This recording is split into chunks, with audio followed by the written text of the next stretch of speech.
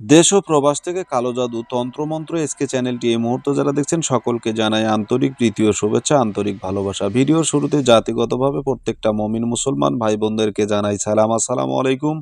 হিন্দু দাদা দিদির প্রতি আদাব, অন্যান্য সকল ধর্মের প্রতি আন্তরিক শুভেচ্ছা ও অভিনন্দন।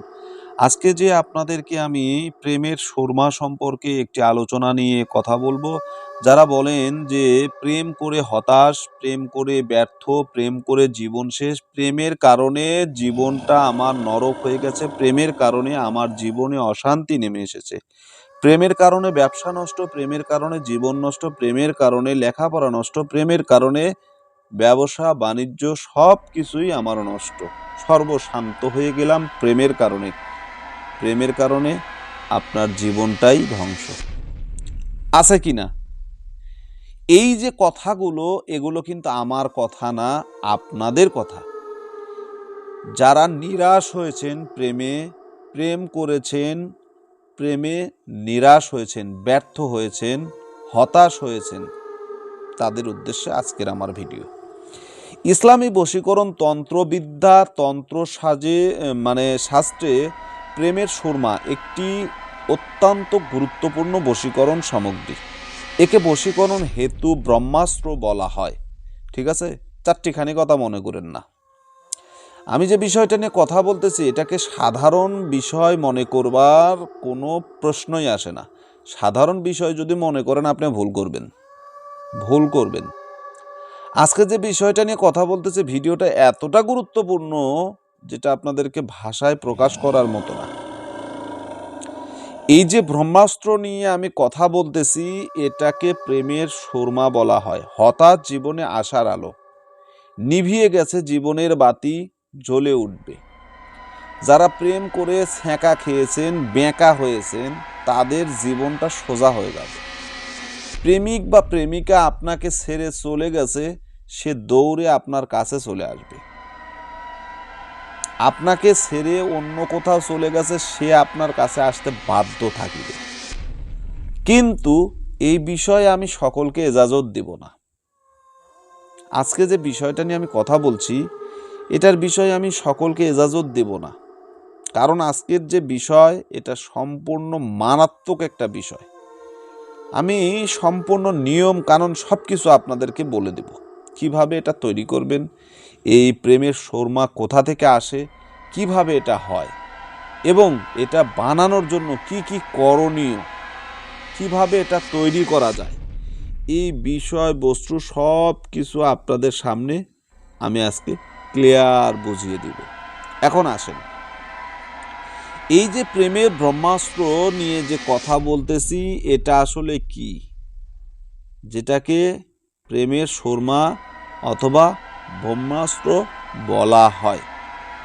গুরুত্বপূর্ণ, অতি গুরুত্বপূর্ণ। যারা নিরাশ হয়েছেন, বহুবার নিরাশ হয়েছেন, প্রেমিক নবজীবন ফিরে পাবেন, নবজীবন লাভ করতে পারবেন, সফলতা পাবেন। প্রেমে ব্যর্থ হয়েছেন, সফলকাম হবেন। আসেন, আমি আপনাদেরকে প্রেমের সুরমা সম্পর্কে আলোচনাটা সুদীর্ঘভাবে, সুন্দরভাবে বুঝিয়ে দিব। ইনশাল্লাহ আপনারা বুঝে নেন।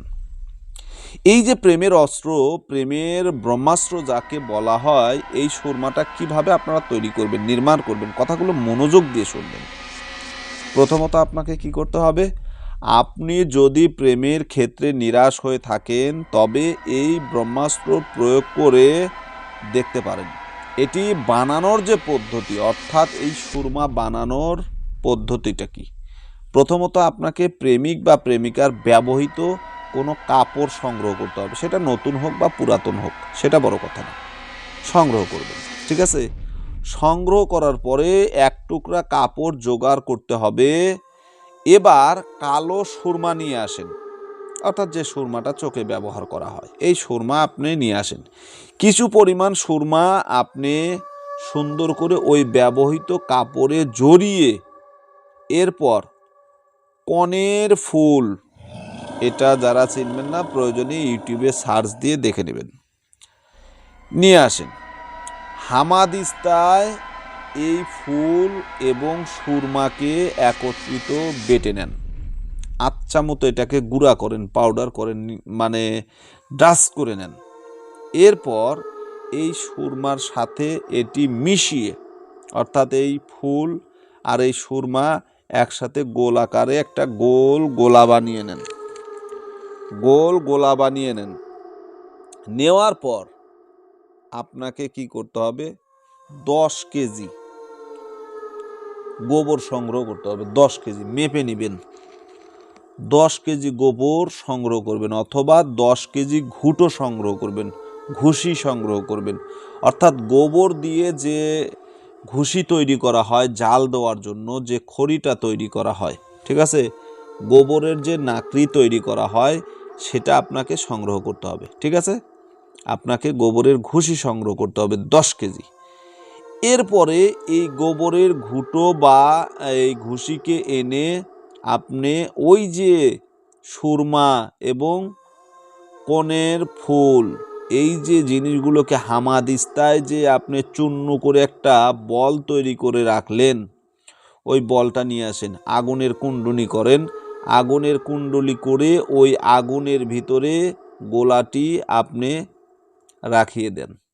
রেখে দেন। রাখার পরে এটাকে ওই ঘুষিগুলো যখন জ্বলে পুড়ে শেষ হয়ে যাবে, তখন আপনাকে ওই গোবরের ওই ঘুঁটো এনে তা জ্বালানোর পরে যে অবশিষ্ট ছাই থাকলো, ছাইয়ের ভিতর থেকে আপনি ওই আপনার ইয়েটাকে বের করে নেন। আপনি যে সুরমা আর ওই ফুলের যে অংশটা রেখে দিলেন ওটা বের করে নেন। বের করে আপনাকে কি করতে হবে, এটাকে আবার সুন্দর করে বাটতে হবে, গুঁড়ো করতে হবে, কুটে নেবেন, পিষে নেবেন। সুরমা তৈরি হয়ে গেল। ঠিক আছে, সুরমা তৈরি করা হয়ে গেল। এবার আপনাকে যেটা করতে হবে, এটি প্রেমের সুরমা। ঠিক আছে, আপনার কিন্তু কাজ শেষ হয়ে গেল। যেভাবে আমি বললাম ওইভাবে কাজ করে কাজ শেষ। এখন এই যে ছাইয়ের ভিতর থেকে এটা বের করার পরে এটাকে ভালো করে ঘুটিয়ে, অর্থাৎ গুঁড়ো করে ডোলে পিষে এটাকে ঠান্ডা কোনো জায়গায় আপনি রেখে দেন। ঠিক আছে, ঠান্ডা হয়ে গেলে এটাকে ভালো করে বেটে, এটাকে গুঁড়ো চূর্ণ করে বর্ষ করে এটাকে আপনি গোলাটা খুলে কুটে বা পিষে সুরমা তৈরি করলেন। তৈরি করার পরে সেই সুরমাটাকে আপনি কোনো একটি ঠান্ডা জায়গায় রেখে দেন সুন্দরভাবে। এই সুরমা আপনার 2 চোখে সময় সুযোগ বুঝে এটা করবেন, যে কখন আপনি প্রেমিক বা প্রেমিকার সাথে দেখা করতে পারবেন। সাবধান, এখানে আপনি জানেন যে এই জায়গায় গেলে আমার প্রেমিকের সাথে দেখা হবে অথবা প্রেমিকার সাথে দেখা হবে, তখন ওই সুরমাটা আপনি চোখে দিয়ে, 2 চোখে দিয়ে, কারো সঙ্গে কোনো কথাবার্তা না বলে সরাসরি তার সঙ্গে দেখা করেন। প্রেমিক বা প্রেমিকার সামনে চোখে চোখ পড়া মাত্র তার সাথে 2-1টা কথা বলবেন, সে পাগলের মতো আপনার পিছন পিছন চলে আসবে 100%। তবে হ্যাঁ, এখানে বিপদ কিন্তু আছে। এই সুরমা চোখে দেওয়ার পরে যদি আপনি কারোর সাথে কথা বলেন, সে নারী হোক পুরুষ হোক আপনার পিছনে চলে আসবে। শেষে মানুষ কিন্তু কিল, ঘুষি আর লাত্তি এগুলোর কিন্তু অভাব হবে না। অতএব সাবধান। আমি ক্লিয়ার করে দিলাম। এই সুরমাটা এত ভয়ানক যে এই সুরমা চোখে দিয়ে যদি আপনি কারোর সঙ্গে কথা বলেন, সে সঙ্গে সঙ্গে সম্মোহন হয়ে যাবে, আপনার পিছন পিছন চলে আসবে। অতএব সাবধান। যাকে বশীকরণ করবেন তার উপরেই প্রয়োগ করবেন, তার সাথেই কথা বলবেন, অন্য কারো দিকে তাকাবেন না, চোখে চোখ ফালাবেন না, বিপদ ডেকে আনবেন না। ভালো থাকুন, সুস্থ থাকুন, আল্লাহ হাফেজ।